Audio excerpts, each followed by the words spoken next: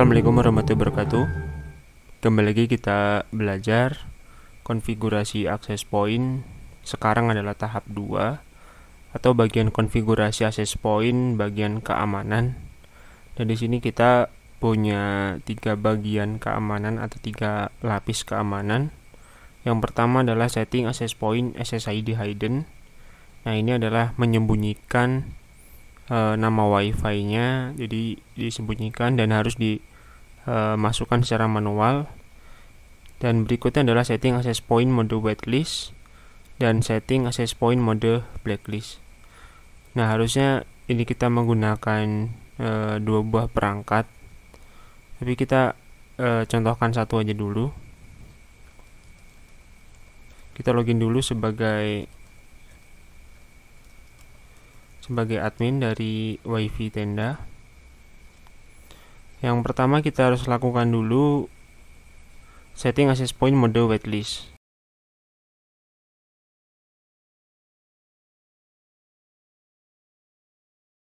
Mode whitelist adalah ketika MAC address terdaftar di whitelist ini ya, daftar whitelist ini, dia akan bisa login atau bisa akses. Tapi kebalikan, jika tidak terdaftar maka tidak bisa nyambung. Kita klik whitelist. Di sini saya hapus dulu. Nah, di sini MAC address saya sudah kedeteksi ya. Kita sambil cek MAC address saya kembali di WLP. Di sini dia menggunakan 6067. Nah, ini sama. Nah, ini metode whitelist. Nah, whitelist ini sudah nyambung dan ini MAC address-nya. Untuk blacklist adalah yang diblokir. Jadi kalau blacklist adalah semuanya yang terdaftar adalah diizinkan, yang blacklist adalah yang dilarang. Oke, saya coba MAC address saya kita blokir. Saya menggunakan 2 jalur ya buat menyambungkan ke access point tenda. Yang satu menggunakan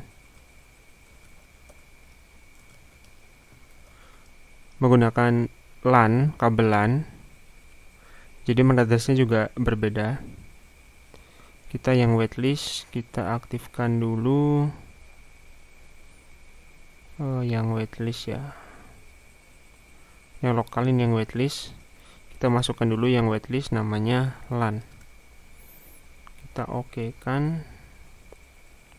Yang lain dihapus. Kita klik OK. Nah, ini adalah MAC address dari LAN ya. Ini 3C 97 dan seterusnya. Nah, ini mode whitelist. Jadi kabel LAN saya yang terhubung ke access point tenda bisa mendapatkan koneksi internet. Kita tes. Nah, masih bisa jalan. Nah, kemudian kita matikan untuk jalur LAN dan kita aktifkan yang wireless. Dan coba kita sambungkan ke wireless. Nah, hasilnya seperti ini. Dia akan mode menghubungkan tapi tidak dapat tersambung. Oke ya, kita coba matikan, kita sambungkan lagi. Nah, hasilnya seperti ini. Ketika mode whitelist hanya memasukkan MAC address dari LAN ya, dari MAC address laptop saya bagian LAN. Jadi ketika nyambung lewat wireless dia nggak bisa. Nah, ini seperti ini. Kalau dia whitelistnya hanya dimasukkan yang LAN, nah dia tidak terhubung. Jadi kalau misalnya Anda mempunyai access point yang ada satu rumah, misalnya satu rumah ada 3 keluarga, 3 orang dalam satu keluarga, disarankan menggunakan metode whitelist saja.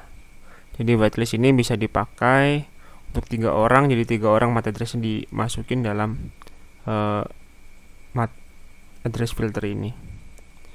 Kita kembalikan ke jalur DHCP ya, kita jalur LAN. Kita refresh. Nah, dia nyambung normal. Oke, kita hapus. Untuk yang mode waitlistnya kita aktifkan mode blacklist. Nah, blacklistnya baru kita masukkan MAC address dari laptop kita. Kita copy, kita paste di sini namanya WiFi laptop. Nah, ini juga akan memblokir dari sisi wireless. Ini saya matikan dan ini saya aktifkan. Nah, dia tersambung.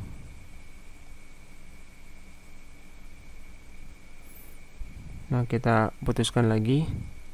Ternyata dia masih tersambung, apa yang ada yang salah?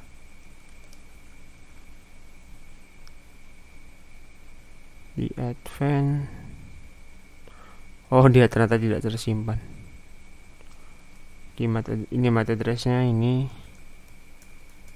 WiFi, ini blacklist ya. Kita klik OK. Dia nge-save, tapi tidak muncul. Ketika di blok dia tidak muncul ternyata. Oh, harus klik plus dulu. Admin, misalnya admin namanya ya. Kita klik plus. Oh, dia nggak bisa ngeblok WiFi sendiri. Oke, kita pindah lagi ke LAN. Admin WiFi.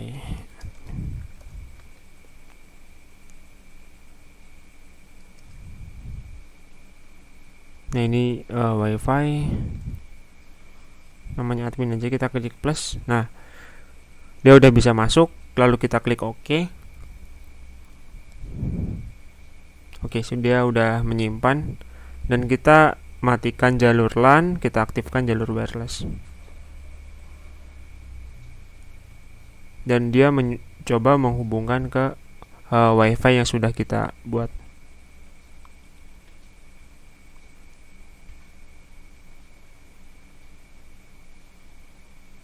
Dan hasilnya tidak dapat terhubung. Oke. Kemudian yang berikutnya adalah kita setting SSID hidden. Kita hapus dulu yang bloknya ya. Kita oke kan dulu. Oke, sudah. SSID hidden, kita bisa klik di menu wireless setting. Kemudian dari name-nya kita bisa ganti ya, namanya dipendekin aja, namanya Fulan misalnya, atau satu kata aja, jangan banyak-banyak. Kalau banyak nanti akan ribet ya. Dan di sini ada checklist hide WiFi. Kita checklist dan passwordnya 123456778 ya, ini passwordnya. Yang 5G kita disable aja, kita matikan. Lalu kita klik OK. Nah, sudah sukses. Kita matikan yang bagian LAN, kita aktifkan yang wirelessnya lagi. Nah, di wireless ini tidak muncul WiFi yang namanya Fulan. Nah, di sini nggak muncul. Jadi kita harus menyambungkannya secara manual. Biasanya ada WiFi hidden. Kalau di Windows biasanya ada. Nah, kalau di Linux ya seperti ini. Kita bisa klik di sini ya. Kemudian kita ketik namanya Fulan misalnya ya, namanya Fulan tadi. Dan passwordnya kita menggunakan WPA versi 2. Dan kita masukkan passwordnya. Nah, passwordnya kita cek. Oke, udah sesuai. Kemudian kita klik connect.